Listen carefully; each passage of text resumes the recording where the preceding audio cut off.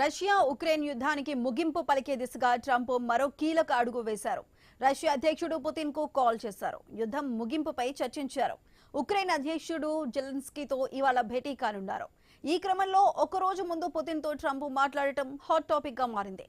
శాంతి చర్చల కోసం తాను పుతిన్ తో హంగేరీ రాజధాని బుడాపెస్ట్ లో కలుసుకోవాలని నిర్ణయించుకున్నామని ట్రంప్ తెలిపారు.